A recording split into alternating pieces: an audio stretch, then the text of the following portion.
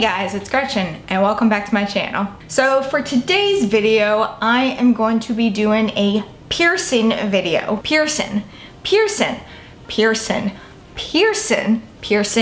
Let me just get that out of the way now. Yes, I say piercing differently than most people. You don't need to comment about how I say it because I know. Okay, now we're good on that? We good? We Gucci? Whatever that means? Okay, so today's video is a piercing video. It's not an all about my piercing video. It's not changing a piercing for the first time video. That's coming later. But today's video is a changing my piercings video. I have been wanting to do like a theme with all of my piercings, and I finally settled on like a pink theme. So today I am going to change all of my piercings, except for, I should do a disclaimer, I am not changing one of my piercings. I can't remember if I've actually talked about this piercing at all yet since I've had it, but I did get my rook done. It was officially 6 weeks old as of May 6th. Some places on the internet will tell you that you can change a cartilage piercing after 6 weeks. I'll probably wait minimum of 3 months before I do, minimum, because cartilage piercings do take like 6 months to heal. So depending on how it looks come the 3-month mark, we'll see. But as of right now, that's gonna be the only one that I don't touch in this video. But the rest of them, nose, ears, looking in the viewfinder to make sure I'm pointing in the right area, I am going to be changing them all to a pink stone jewelry. Make sense? So really and truly everything that I'm gonna have is pink. If it looks like shit, I'll swap out off camera. But let's go ahead and do that. So all of my jewelry that I got for this pink theme came from Urban Body Jewelry. Yes, I had to make sure I was saying that correctly. So everything that I have is currently in a baggie. None of it is opened. Each individual piece of jewelry is in a baggie. And I have one for my rook. It's in the other room, but there's no sense in me bringing it out since I can't change it yet. I thought about it. I really thought about pushing it and changing it, but it's still sore and it's still crusty, and so I don't want to mess with it. So we're gonna leave it alone, and it'll be dull looking compared to everything else. So I think the first things I'm gonna change are my nose jewelry. So let me pull out all of my nose jewelry. All right, we've got the one for my septum. Can't really see it, but I will. We've got the ones for my nostrils. Now, this was kind of interesting, just real quick story. I had ordered these nostril ones originally, but notice on the bag it says free. I had gotten an email saying that they were completely out of stock and I needed to pick 2 others. So I picked, well, you can't really see them. I picked these. Okay, just know that I picked 2 others that were not my original ones. Well, I got these in the mail. I got the original ones I ordered, as well as the ones I used as like a backup. I don't know what happened there, I'm not gonna ask questions. But I am gonna go with the original ones that I had ordered and were supposedly not available. So let's go ahead and do that. Let's start with the septum, because to me, that's the easiest one to change. And so this is in a baggie. I just ripped the plastic off. It's never been touched. There it is. Pink. I do have a paper towel here. I have Q-tips. I have H2 Ocean. I'm still gonna spray everything, even though it just came out of a baggie. So let's take this out.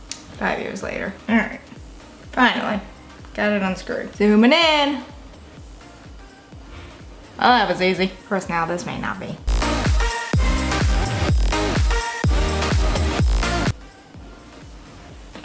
There we go. I'm just gonna stay in this close so that I can get the nostril ones as well. So they're coming out of this baggie. All right, so out these buggers come, oh, maybe. I know it looks like I'm picking my nose. Oh, make a comment about it.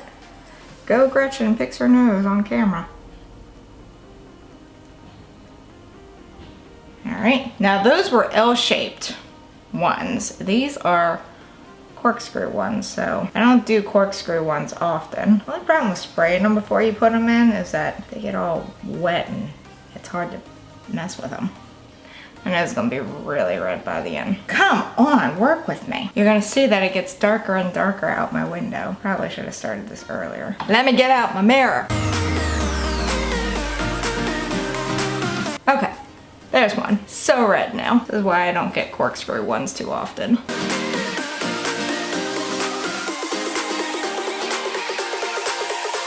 If anyone has an easier method for getting corkscrew jewelry in, leave them in the comments below, because this is insane. Finally. All right, so as you can see, I'm gonna zoom in just a little bit more. All right, pink jewelry, as well as red nostrils. The nose is all done. Time to move on to the ears. I'm going to start with, I think, this side. This is the side with the rook, but the double helix as well as the contra, probably the easiest to change of the ones that I have. Because on the other side we have tragus and daith, and that might take a while. So let's start with the double helix. Now for my double helix and then my single helix, I got the exact same jewelry. I just got 3 of them. These are 5/16 in length. I just find that those work better with my like outer helix piercings. I'm also gonna take out my conch one, which I get 1/2 inch, and it's a circular. This one's probably gonna be a pain in the butt to get in, but that's for my conch. And that's a 14 gauge. That's my largest piercing gauge. All right, so let's go ahead and now I am gonna clean these real fast just because I don't know about anyone else, but my helixes are like, give me the biggest problems out of all of my piercings. They're forever getting crusty and bumpy. So these screw in from the front. See how that one is really gross looking? I honestly don't know why that one won't heal. I've had that one for over a year now. This is becoming a long video of me just trying to get this shit in. All right, there's one in. My ear, my whole body's just gonna be red by the end of this. Sorry that I'm not looking at the camera. I'm trying to make sure that I get this actually in. 5 hours later. All right, double helix done. Thank God, that took way too long. Moving on to the conch. Take my conch out. All right. Let's see how well I can do this one. I'm usually not very good with captive ones. Like I can get it in like so, but now getting the bead in is the problem. I may have to do this at a later time.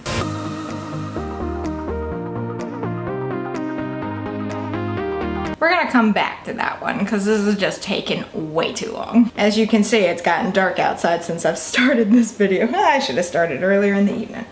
So the next ones we're gonna do my single helix, my daith, which should be fun, and my tragus. So let's start with the single helix. Again, same one as my double helix. It's a 5/16 length. This is my oldest piercing other than my lobes, and it still just constantly gets bumps. Okay, why won't you come out? Okay, there we go. Again, I'm gonna clean this one off. Comes in from the back. I gotta feel for it and just shove it through. There it is. That one did a little bit better than the double helix. I changed this one more frequently than other ones just because I'm always trying to find a piece of jewelry that doesn't completely fuck it up. So there's that. All right, so next one we're gonna do is the tragus. Now usually, this should be interesting. Usually with tragus, I have to get tweezers. I didn't bring tweezers in with me and I'm kind of lazy. So we'll see. But the tragus one is the same one as the double helix and the helix, but shorter. This one is 1/4. It's not nearly as long as my helix one. So we'll see how this goes. I might get lucky. I must say, aside from an initial issue that popped up with my tragus, it has been one of the ones that has given me the least amount of issues next to my conch. This one I may have to do off camera just because it's such a tight space. Or I may have to not be lazy and go get some fucking tweezers. I should have remembered that before I started. Yeah, I'll be right back. Tweezers acquired. Let's try this again. Like I said, I may have to do this off camera.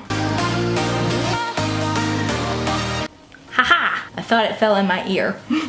Nope. I can usually get the tragus one in no problem, but it's usually because I have the tweezers. I say that and now I have issues. Oh Lord help me. These little pieces are just so tiny and I got some big freaking fingers. Why? Just work. Tragus done. Everything's so tiny, it's kind of hard to tell. And now, finally, the daith. If you watched my video on me changing my daith, I was kind of surprised at how well it went. We'll see if it actually goes well this time. So this is a Septum clicker. It's a size 16. This one is the exact same one that's in there, I think. Actually, no, it's not. It's a different one. It's a smaller one. We'll see if it actually works. It may not. That would suck. I thought it was the same one, and I just looked at them side by side, and they're not. All right, let's go ahead and take this one out. Again, this may have to be done off camera. We'll see. Problem is trying to just feel it. These don't really give. This may be a complete fail. Just ow! See, with that other one that I had, it had a curve. Can't even find the freaking hole. Not sure I'm gonna be able to get this one in. So, if my eye makeup looks a little weird, my hair looks weird now as well. I just had a complete fail off camera and it almost became really bad. Let's just say that I was not able to get this jewelry into my daith. And not only that, but I couldn't get this one back in. This is the one that I had put in there in the video where I changed it for the first time. And I couldn't get it back in there. And so I had to run really quickly to my collection of jewelry and put in a horseshoe. And where it became almost disastrous is the fact that I had to basically re-pierce it. It's still bleeding really bad. It hurts really bad. I can imagine I'm probably gonna get a bump because I messed with it so much. Little bit of a fail for this video. You know, I can't do my brook because it's only 6 weeks old. Can't get this damn thing in because now I'm just flustered. And then now I just have a very boring horseshoe in my daith because I almost lost it. So my eye makeup looks a little ridiculous because like I'm sitting there crying on the toilet trying to fix it. I'm texting my mom going, oh my god, it's closed, and she's telling me to go to the nearest piercing store. Well, it's currently like 8:48 and those places close at 9. And there's no way I can make it there in time. So I was having a little bit of a freak out, and finally I just cleaned it off and just kept pushing until it poked through. And it hurt really bad because it was basically, I was re-piercing it because it had already started to close up. So at least this video is a good lesson on cartilage piercings. Doesn't matter how long you've had them, they still have a chance of closing up just like that. That was a really poor snap. All right, so I can put my hair back down now because I've kind of cooled off. But I was getting very hot there. Getting really, really upset because I honestly, if it had closed up and I hadn't been able to get something in there, I don't know if I would have gone to get it re-pierced. Just because of the issues I dealt with the first time around. Some of my piercings the majority of them got a pink theme. My daith proved to be a big epic fail. Rook, I really can't help that one. That one's just a new one and I can't change that out. I don't want an incident like this. And now I'm not even sure I can get this conch one just because I'm so awful with captive rings. So not swinging for the fences tonight. But that's gonna do it for this video.